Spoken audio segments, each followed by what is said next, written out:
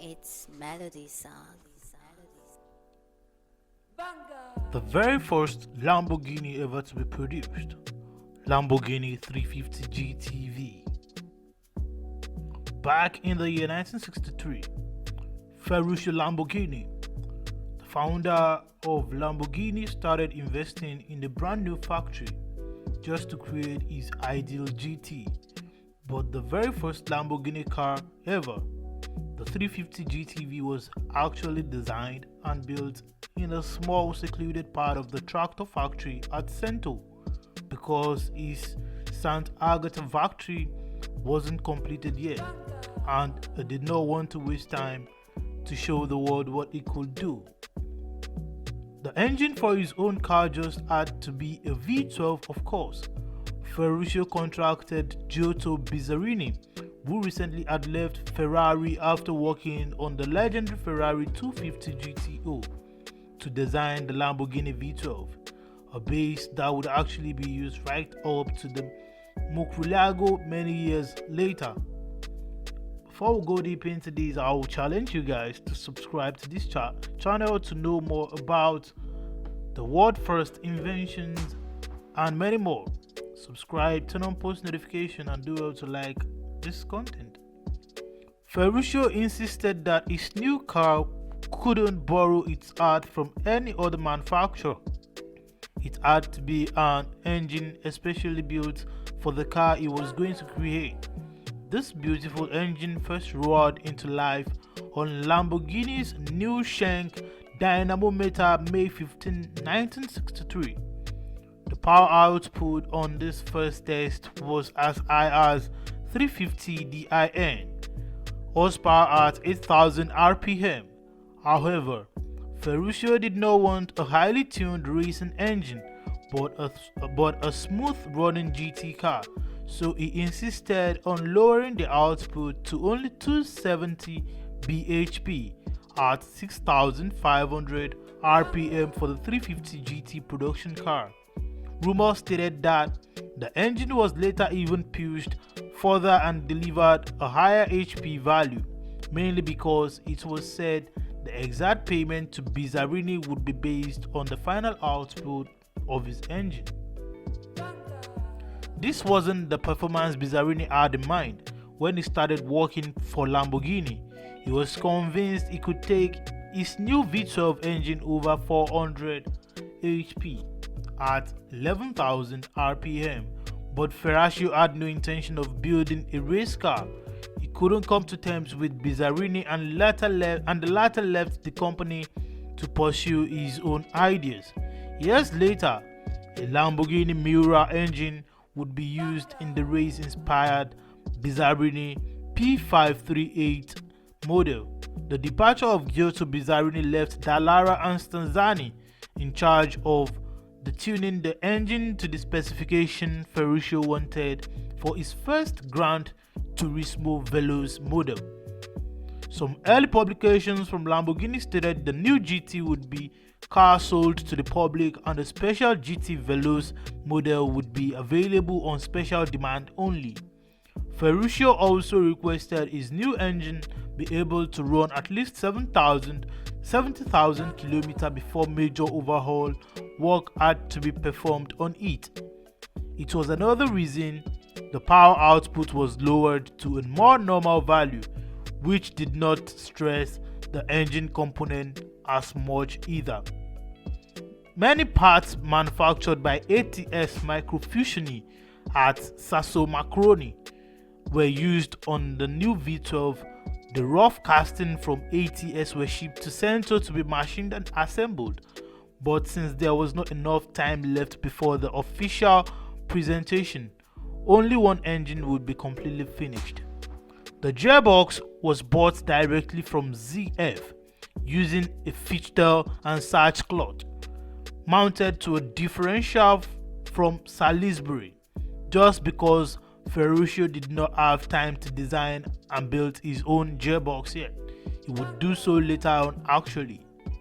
Naturally, the engine was the most important part in this new car, but it still needed some other components too, like chassis, a new beautiful bodywork, Ferruccio wanted to impress people with his first car, so he had to get it right from the start.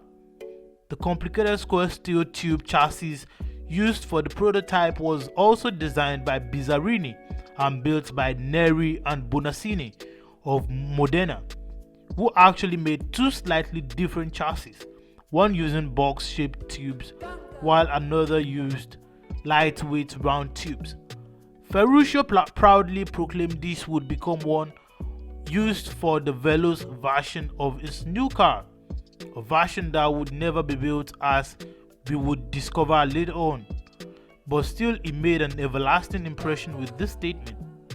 Franco Scaglione designed the 350 GTV under close supervision of Ferruccio himself, who nearly directed Franco towards the final design. Franco was a well-known designer in the early 60s, and he was responsible for the styling of the famous Alfa Romeo Giulietta Sprint from 1954 and the Wild Baton Bat Alfa prototypes from the 50s. This is just another of the indication that personality of Ferruccio. He was a very charismatic man who knew exactly what he wanted and how he could make people perform up to their limits when working for him. The dark blue leather upholstery found inside the prototype was created by an external upholsterer, against because Ferruccio's factory just was not ready to do the job yet. Other than some careful assembling of the different components, not much was really built by Automobili Lamborghini SPA, not anyway. The prototype was finished in a bright metallic blue shape and was presented to the gathered press at St. Agatha on October 29, 1963. During this preview, Ferruccio proudly showed his first attempt at the automotive market. The factory still wasn't completely finished, but this did not bother Ferruccio right now. He had another problem at hand: his awesome engine fit into the finished car. The brand new 3.5 liter engine was a real work of art, showing 6 dual-throat Webers in a central position, truly a magnificent sight. But as usual, this engine was surrounded by its own legend, which stated that these extremely expensive carburetors used vertical air intakes, and after the engine was ready to be fitted into the finished cars, they noticed it just wouldn't fit underneath the sleek bonnet. A solution was found by displaying the engine next to the car and putting some boxes of heavy ceramic tiles underneath the hood to get the car level while being displayed to the critical journalists surrounding it on this first presentation. The car itself featured a lot of chrome, neatly integrated into the overall design. Even Ferruccio's own signature was bolted onto the front and rear hood, combined with a stunning chrome surrounded curved windshield and a very angular rear section. The 350 GTV looked refreshingly new when compared to other cars during the 60s. A nice detail were the 6 exhaust pipes at the rear, 3 at each corner, which were even retained on some very early 350 GT production model. Well, this is things you need to know about the Ferruccio Lamborghini's first car, 350 GTV. Ferruccio Lamborghini himself answered the many, sometimes difficult questions from the member of the press. Note, this was the very first prototype of the car.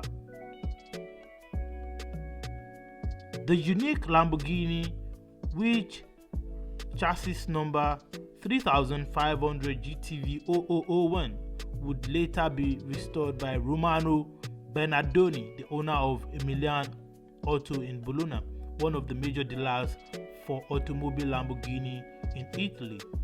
After the prototype had been stored for over 20 years, inside and outside the factory, the body itself would be restored by Autosport while the interior was taken care of by Paratelli.